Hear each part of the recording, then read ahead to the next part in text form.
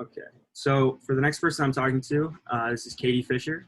Katie, can you tell me a little bit about your job and your day-to-day? I am a behavior specialist consultant and I work with children ages 3 and up, and I see them across all settings. So I see them in the home setting, the community setting, whether that be daycare or extracurriculars. I also see them in the school setting, and we work on behaviors and emotions and learning how to control those across the settings. So not being in one setting all the time, kind of moving around, can you give me a little bit of examples on how that could be a little difficult and how you adjust to that in each of your day-to-day?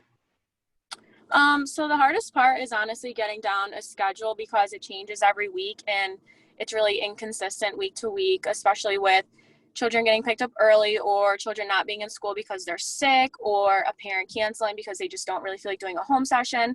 It's also hard with travel time and mapping out like where the best place to go is after each one, depending on like how far away they are or like who you want to see that day.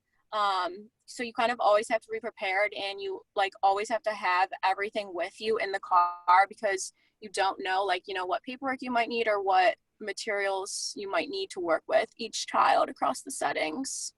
So because you go to so many different places, you're rarely with your direct supervisor or with any coworkers. Can you give me a little bit of background on how that affects you? So I personally really miss that social interaction with my coworkers. I do only get to see them once a week, and when I do see them, it's only for an hour. So it doesn't like give you a lot of time to like create those relationships with others. So I definitely feel that that is like a big part of my job that I do miss. Like I miss being able to chat about our days and even seeing the same people every day.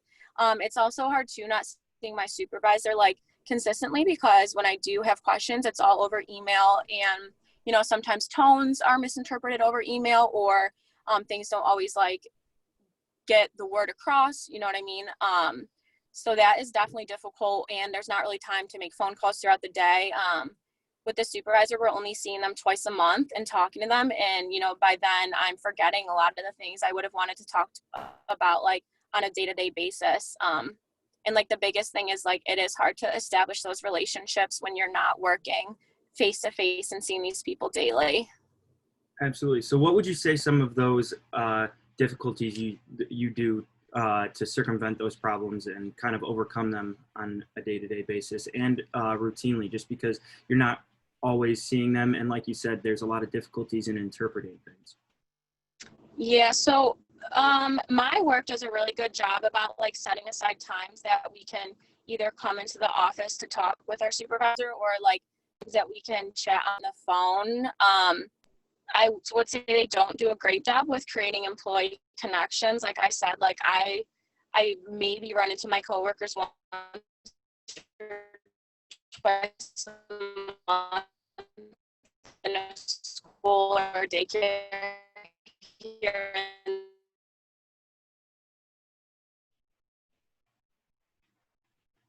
Makes a lot of sense. Can you hear me? I think we're fading in and out right now.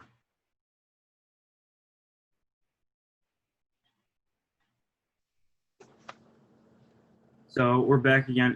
Just lost signal really quick, but can you keep going with what you said unless you kind of lost track on where you were going? So I was just talking about how work doesn't necessarily facilitate those connections with other coworkers. So we're kind of on our own for figuring out how we can establish those relationships with others. It's not like we're seeing them every day. In fact, I actually like consult with coworkers who I've never met face to face, and I personally have a really hard time with that because I'm big just on picking up with like like body gestures and facial expressions and getting to know each other. And like I said, it's very easy to misinterpret tone or the meaning of things when it's through email or through phone.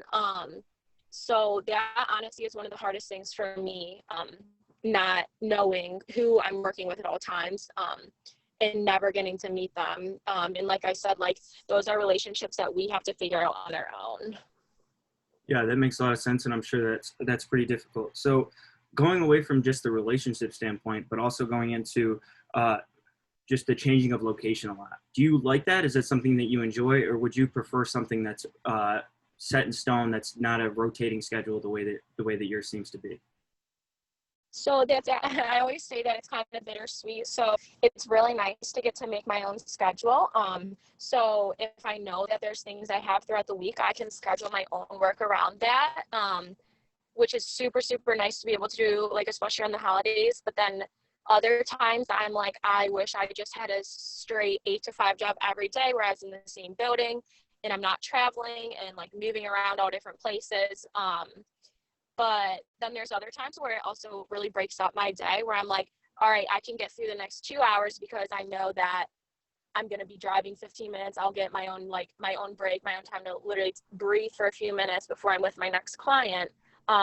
So that time is really nice, and it does make the day go by faster.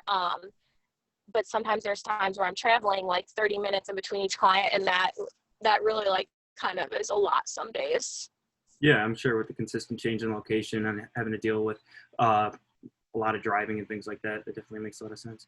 But I really appreciate you giving me all this information, and thank you again for coming on for this Zoom call. No problem.